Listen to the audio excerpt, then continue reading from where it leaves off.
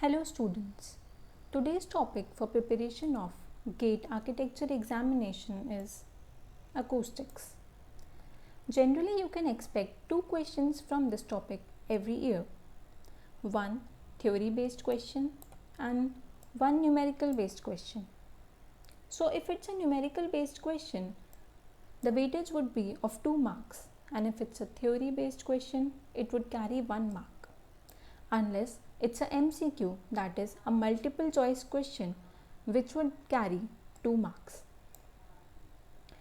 Trust me, it is really easy to score these 3 to 4 marks in GATE exam.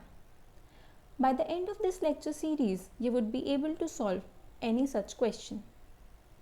Moving on, for theory, they generally ask questions from a very specific category. First of all, the question could be about acceptable noise level in different kind of locations. I'll give you examples. So, these are two questions which have been asked recently in GATE.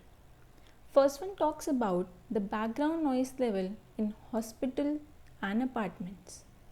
And the second one talks about the maximum acceptable noise level inside a library. As we understand, hospitals are generally silence zones, that is the quiet spaces.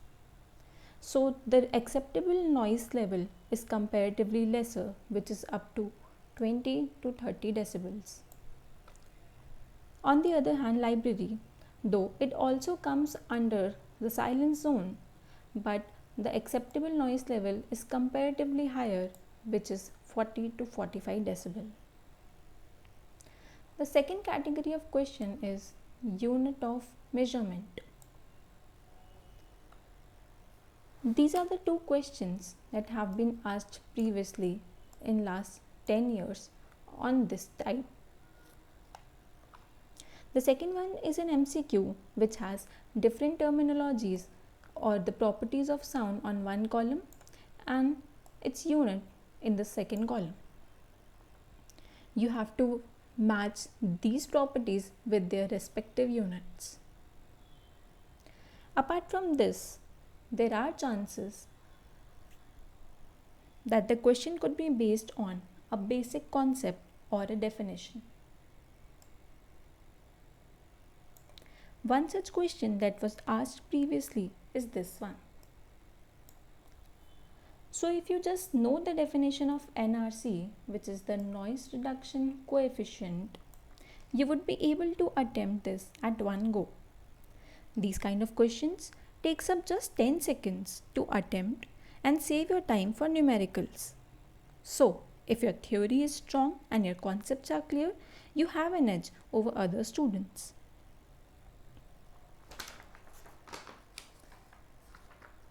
You'll understand all of these concepts and terminologies in the subsequent videos.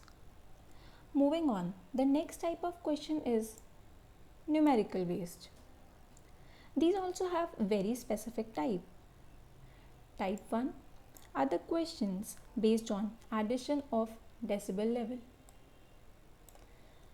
This is a question which was asked in 1999 and a very similar question was asked as recently as in 2019. Here what you need to understand is that the sound pressure level is not added directly as a normal addition. Thus, there is a very specific methodology to solve this type of question. Also, there is a very easy trick to remember and to solve such questions. We would learn about this in later on. Second category is the question which are based on sound pressure level calculation, which is based on a logarithmic formula. These are two questions that have been asked and could be solved easily by applying this simple formula of sound pressure level P, which is equal to 10 log I1 upon I0. Third category of question, type 3, which involves Sabine formula. That is, RT is equal to 0.161 V by A, where RT is the reverberation time, V is the volume of the enclosure, and A is the total absorption. Here you can see all these questions, they have asked to find out either the reverberation time or the total absorption, both of which could be found out easily by applying this simple formula. So friends, this was a basic analysis of the questions based on acoustics. You will learn to solve all of these numericals and understand the basic theory and concept of acoustics in this lecture series. See you soon. Happy learning. Thank you.